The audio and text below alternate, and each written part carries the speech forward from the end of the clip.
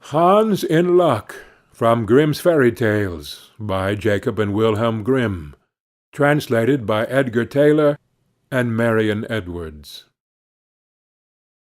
Some men are born to good luck.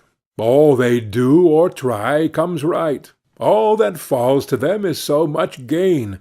All their geese are swans, all their cards are trumps. Toss them which way you will, they will always, like poor puss, alight upon their legs, and only move on so much the faster.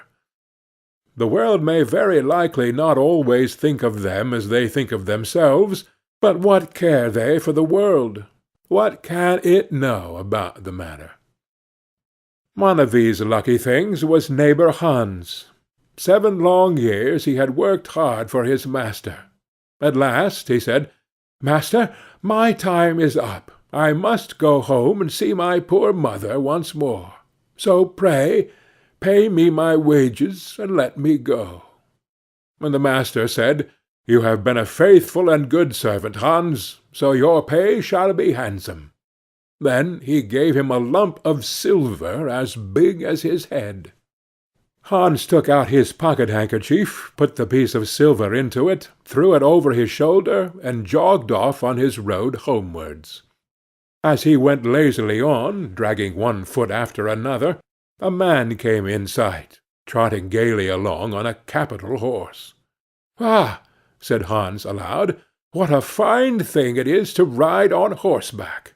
There he sits as easy and happy as if he was at home, in the chair by his fireside. He trips against no stones, saves shoe-leather, and gets on he hardly knows how."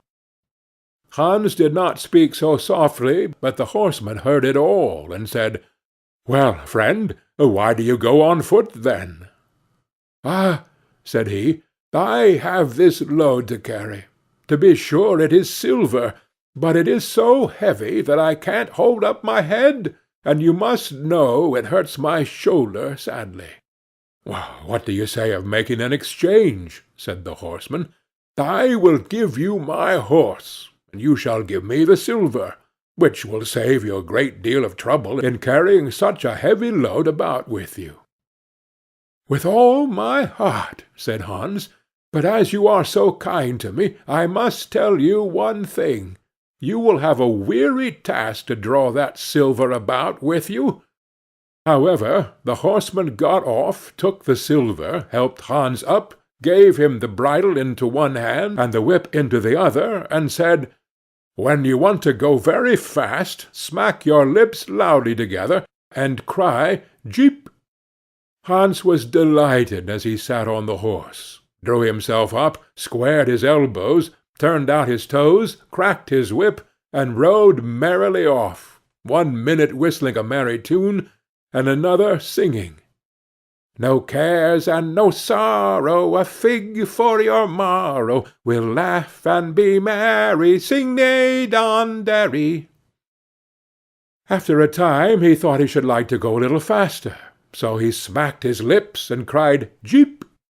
Away went the horse full gallop, and before Hans knew what he was about, he was thrown off, and lay on his back by the roadside. His horse would have run off, if a shepherd, who was coming by, driving a cow, had not stopped it. Hans soon came to himself, and got up on his legs again, sadly vexed, and said to the shepherd, "This riding is no joke. When a man has the luck to get upon a beast like this, that stumbles and flings him off as if he would break his neck. However, I'm off now, once for all.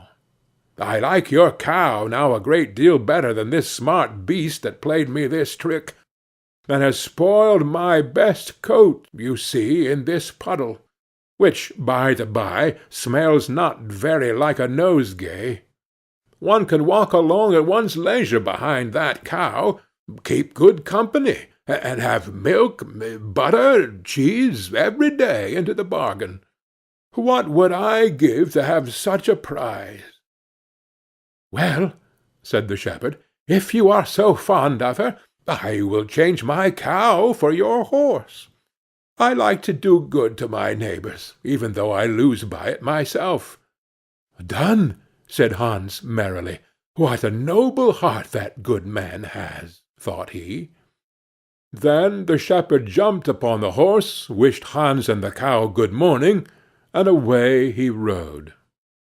Hans brushed his coat, wiped his face and hands, rested a while, and then drove off his cow quietly, and thought his bargain a very lucky one.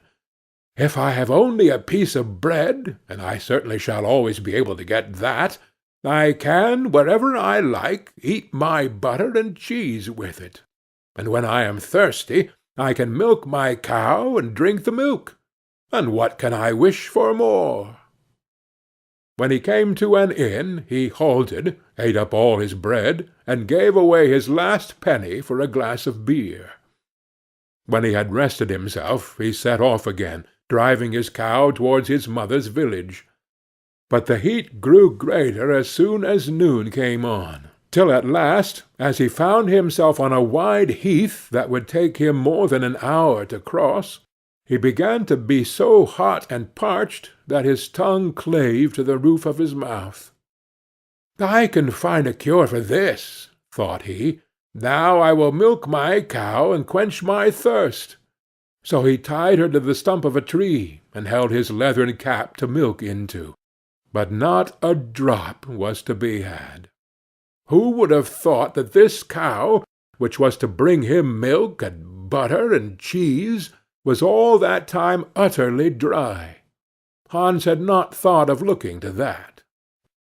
While he was trying his luck in milking, and managing the matter very clumsily, the uneasy beast began to think him very troublesome, and at last gave him such a kick on the head as knocked him down, and there he lay a long while senseless. Luckily a butcher soon came by, driving a pig in a wheelbarrow. "What is the matter with you, my man?" said the butcher, as he helped him up. Hans told him what had happened, how he was dry and wanted to milk his cow, but found the cow was dry too. Then the butcher gave him a flask of ale, saying, "There, drink and refresh yourself. Your cow will give no milk. Don't you see she is an old beast, and good for nothing but the slaughter-house?" "Alas, alas!" said Hans, "who would have thought it? What a shame to take my horse and give me only a dry cow! If I kill her, what will she be good for? I hate cow beef. It is not tender enough for me. If it were a pig, now, like that fat gentleman you are driving along at his ease, one could do something with it. It would at any rate make sausages." "Well," said the butcher, "I don't like to say no when one is asked to do a kind neighborly thing. To please you I will change, and give you my fine fat pig for the cow." "Heaven reward you for your kindness and self-denial," said Hans, as he gave the butcher the cow, and taking the pig off the wheelbarrow, drove it away, holding it by the string that was tied to its leg. So on he jogged, and all seemed now to go right with him. He had met with some misfortunes, to be sure, but he was now well repaid for all. How could it be otherwise with such a travelling companion as he had at last got?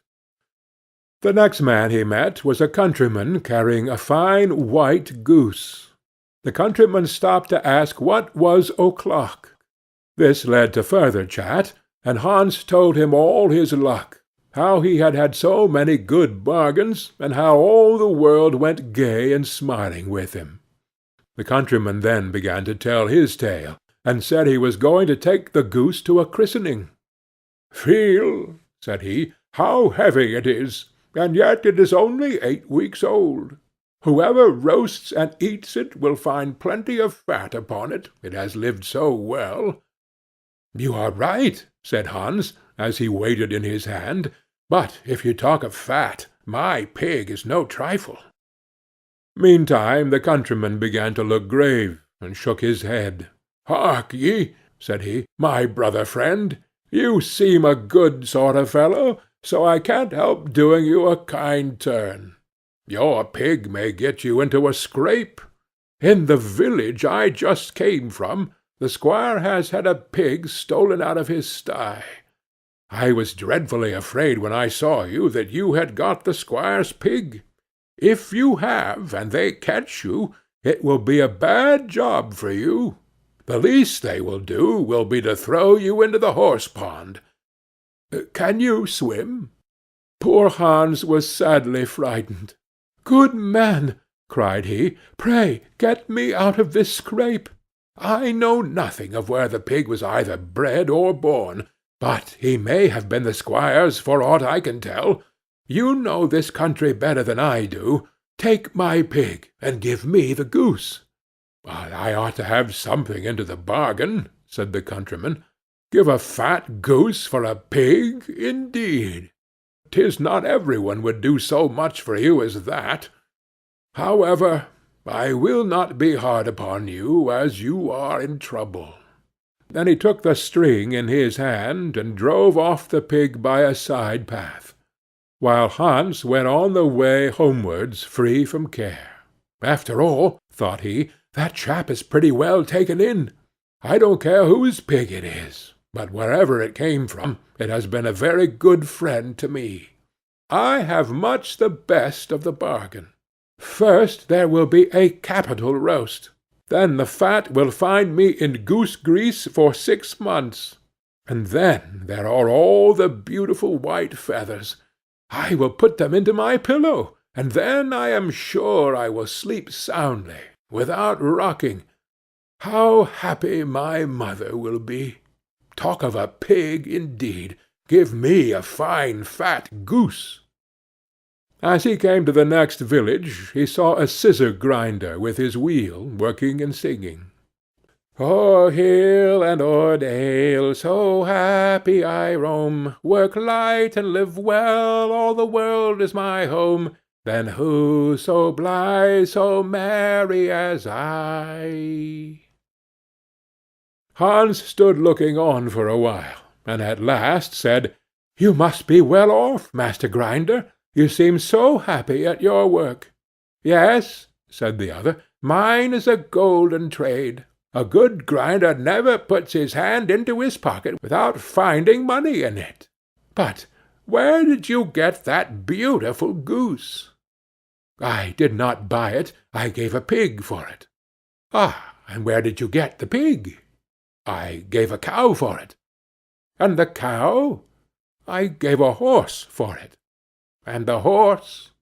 "I gave a lump of silver as big as my head for it." "And the silver?" "Oh, I worked hard for that 7 long years." "You have thriven well in the world hitherto," said the grinder. "Now, if you could find money in your pocket whenever you put your hand in it, your fortune would be made." "Very true. But how is that to be managed?" "How? Why, you must turn grinder like myself," said the other. "You only want a grindstone. The rest will come of itself. Here is one that is but little the worse for wear. I could not ask more than the value of your goose for it. Will you buy?" "How can you ask?" said Hans. "I should be the happiest man in the world if I could have money whenever I put my hand in my pocket. What could I want more? There's the goose." "Now," said the grinder, as he gave him a common rough stone that lay by his side, "this is a most capital stone. Do but work it well enough, and you can make an old nail cut with it." Hans took the stone and went his way with a light heart. His eyes sparkled for joy, and he said to himself, "Surely I must have been born in a lucky hour. Everything I could want or wish for comes of itself. People are so kind. They seem really to think I do them a favor in letting them make me rich, and giving me good bargains." Meantime he began to be tired, and hungry too, for he had given away his last penny in his joy at getting the cow. At last he could go no farther, for the stone tired him sadly, and he dragged himself to the side of a river, that he might take a drink of water and rest awhile. So he laid the stone carefully by his side on the bank, but, as he stooped down to drink, he forgot it, pushed it a little, and down it rolled plump into the stream.